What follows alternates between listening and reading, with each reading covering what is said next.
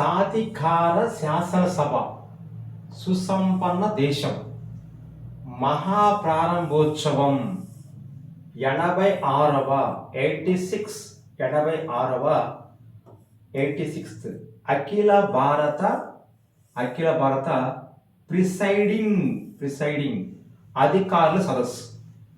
ఇక్కడ మనకు కావాల్సింది 86వ అఖిల భారత ప్రిసైడింగ్ అధికారుల సదస్సు ఎక్కడ నిర్వహిస్తారు, దాన్ని ఎలా నిర్వహిస్తారు అనేది మనకు కావాలి.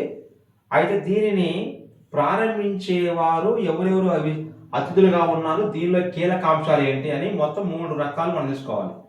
ఇక్కడ కనపడే ఫోటో ప్రధానమంత్రి నరేంద్ర మోడీ గారిది. ఇక్కడ కనపడేది ఉత్తరప్రదేశ్ రాష్ట్రం యొక్క చీఫ్ మినిస్టర్ గారు.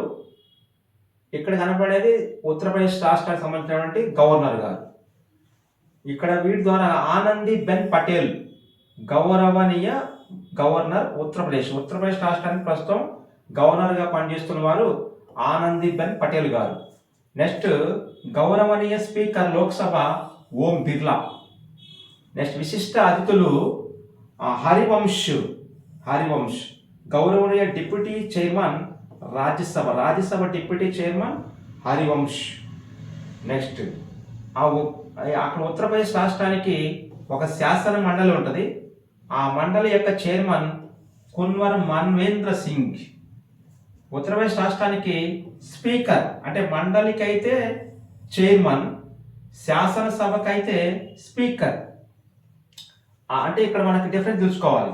శాసనసభ నడిపించేవారు స్పీకర్ గారు, శాసన మండలి నడిపించేవారు చైర్మన్ గారు. రాజ్యసభని నడిపించేవారు చైర్మన్ గారు, ఆయన డిప్యూటీ చైర్మన్. అదే లోక్సభ నడిపించేవారు స్పీకర్. ఇక్కడ శాసనసభ మరి లోక్సభ, మరి శాసన మండలి మరి రాజ్యసభ. ఇక్కడ ఈ రెండింటికి చైర్మన్స్, ఆ రెండింటికి స్పీకర్స్. ఇక నెక్స్ట్ దీనికి సంబంధించినటువంటి మ్యాటర్లో మనకి ఎగ్జామ్లో రావడానికి ఆస్కారం ఉన్న అంశాల్లో ఎగ్జామ్ రాదగ్గది. నెక్స్ట్ వీటిలో కీలక అంశాలు ఉంటాయి, కీలకమైన ముఖ్య అంశాలు. ఇది 4వసారి రాజధాని నగరమైన అంటే ఉత్తరప్రదేశ్ యొక్క రాజధాని నగరం లక్నౌ. దీని లక్నో అఖిల భారత ప్రిసైడింగ్ అధికారుల సదస్సు నిర్వహిస్తున్నారు. ఇది 86వ సదస్సు. 2026వ సంవత్సరంలో దీన్ని నిర్వహిస్తున్నారు. అంటే 2026 జనవరి 19వ తారీఖున సాయంత్రం 4 గంటలకు అక్కడ శాసనసభ ప్రాంగణం లక్నోలోని వాళ్ళ యొక్క శాసనసభ ప్రాంగణంలో ప్రారంభమైంది.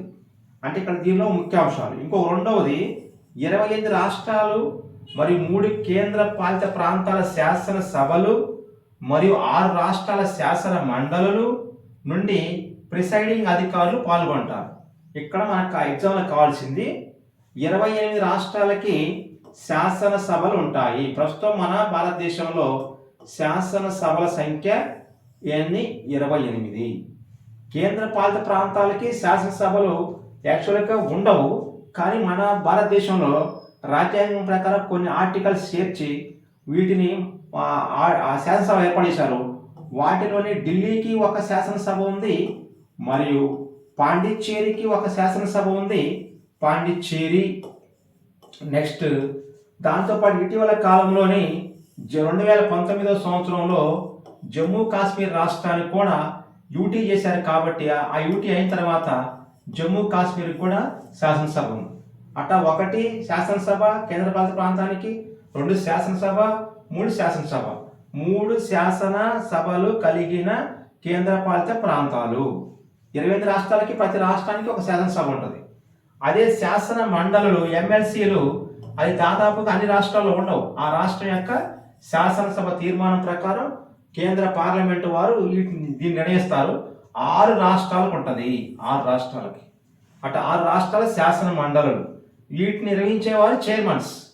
Okay. Next Lok Sabha speaker Om Birla, Rajya Sabha deputy speaker ఇప్పుడు హరివంశ్, శాసన మండలుల చైర్మన్లు, ఉప చైర్మన్లు మరియు శాసనసభ స్పీకర్లు, ఉప స్పీకర్లచే ఎంపిక చేసిన అంశాలపై లోతైన చర్చ జరుగుతాయి. ఇప్పుడు దీని కరెంట్ అఫైర్స్ కావాల్సింది 19వ తారీఖు జనవరి నెలలోని 2026 సంవత్సరంలో జరిగిన సమావేశాన్ని 86వ అఖిల భారత ప్రిసైడింగ్ అధికారుల సదస్సు.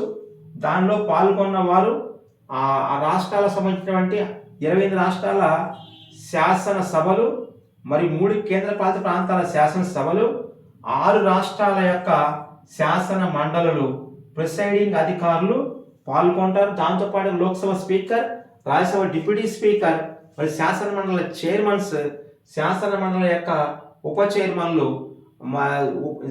శాసనసభ యొక్క స్పీకర్స్, శాసనసభ యొక్క ఉప స్పీకర్స్ వీళ్ళందరూ పాల్గొనే సమావేశాన్ని లక్నో కేంద్రంగా, ఇది లక్నో, ఈ లక్నో కేంద్రంగా జరిగేటువంటి సమావేశం. ఇది ఎగ్జామ్ రావడానికి ఆస్కారం అన్నమాట. ఎన్ని రాష్ట్రాలకి శాసనసభలు ఉన్నాయి? 28.